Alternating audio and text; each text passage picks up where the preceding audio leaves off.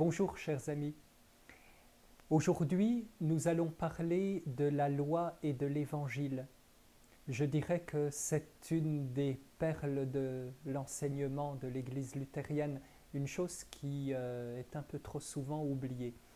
En effet, vous avez plein de gens qui imaginent que le Dieu de l'Ancien Testament est un Dieu vengeur, un Dieu toujours prêt à nous punir, à nous corriger, un Dieu qui n'inspire que la crainte, alors que le Dieu de l'Évangile serait un Dieu très bon, on l'appelle d'ailleurs le bon Dieu, un Dieu qui pardonne tout, qui est toujours compatissant et plein de bonne volonté, de bienveillance envers nos péchés.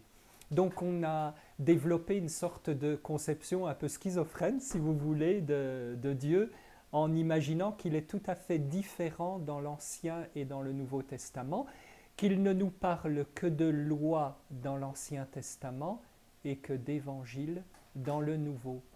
Et cela, naturellement, c'est une erreur, comme je vais vous le montrer. Et puisque je suis pasteur luthérien, eh bien, j'utilise pour cela ce catéchisme très précieux, cette boussole pour la compréhension de l'Écriture sainte. La loi et l'Évangile. Les deux grands enseignements de la Bible sont la loi et l'Évangile. Question, qu'est-ce que Dieu nous enseigne dans la loi? Eh bien, la loi nous enseigne comment nous devons être, ce que nous devons faire et ne pas faire. Alors évidemment, on s'attend tout de suite à un passage de l'Ancien Testament et vous ne serez pas déçus, le voici. Vous serez saints car je suis saint, moi l'Éternel, votre Dieu. Donc Dieu se présente comme exempt de tout péché, il n'y a pas de péché en lui et c'est ce qu'il attend de ses créatures.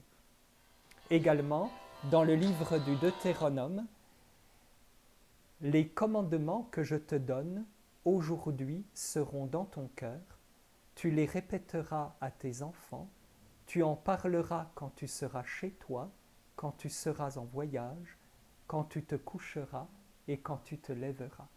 Bon, là on est dans un pays de connaissance, on imagine bien la loi dans l'Ancien Testament. Mais, écoutez, ce passage chez Matthieu au chapitre 3, Jean-Baptiste prêchait dans le désert de Judée, il disait « Repentez-vous, car le royaume des cieux est proche ». Ça, c'est vraiment un ordre qui nous dit ce que nous devons faire. Ce n'est pas de l'évangile, c'est de la loi. De la même manière, un peu plus loin, dans ce même évangile de Matthieu au chapitre 22, tu aimeras le Seigneur ton Dieu de tout ton cœur, de toute ton âme, de toute ta pensée. C'est le premier commandement et le plus grand. Et voici le deuxième qui lui est semblable. Tu aimeras ton prochain comme toi-même. Ces deux commandements dépendent toute la loi et les prophètes. Ça, c'est une parole de Jésus. Donc, vous voyez, cet enseignement de la loi, ces ordres que Dieu nous donne pour être conformes à sa sainteté, se trouvent aussi bien dans l'Ancien que dans le Nouveau Testament. Quand et comment Dieu a-t-il fait connaître sa loi? Plusieurs réponses. Dieu a fait connaître sa loi en créant l'homme. Dieu a inscrit sa loi dans son cœur. Ainsi, en Romains chapitre 2, quand des non-juifs qui n'ont pas la loi font naturellement ce que prescrit la loi, ils se tiennent lieu de loi à eux-mêmes, bien qu'ils n'aient pas la loi. Ils montrent que l'œuvre de la loi est écrite dans leur cœur, car leur conscience en rend témoignage, et leur pensée les accuse et les défend de tour à tour. Ce passage nous dit deux choses. La loi de Dieu a une existence, une valeur objective, indépendante de nous-mêmes. Je ne suis pas pécheur parce que je ressens le péché, parce que j'en ai conscience.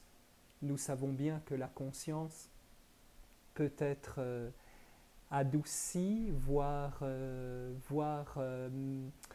effacé, reculé dans un coin bien au chaud de notre personne sans plus possibilité de s'exprimer. Non, non, la loi a quelque chose d'objectif, d'indépendant, d'extérieur à nous-mêmes. Et cette loi nous dit que nous sommes pécheurs devant Dieu. Il y a une urgence car si nous demeurons sous les accusations, sous le verdict de cette loi, il n'y a pas de salut pour nous, il n'y a pas de paix pour nous. L'amour de Dieu nous est refusé du fait même que nous prenons un autre chemin que celui qu'il nous propose. Ses bras sont fermés car nous décidons de notre propre volonté de vivre loin de sa présence et loin de son affection.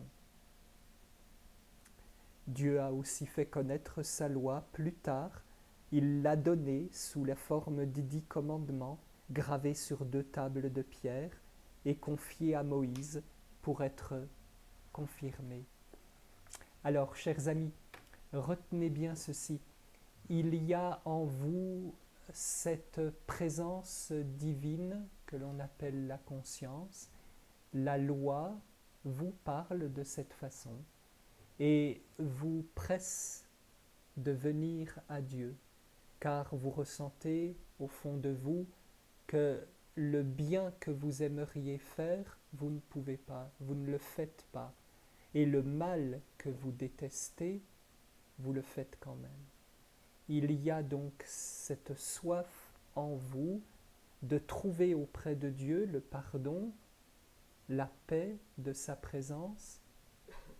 Cette paix et ce pardon nous sont donnés dans l'Évangile et c'est le sujet que je vous propose de découvrir la prochaine fois, en attendant que le Seigneur vous bénisse et vous garde.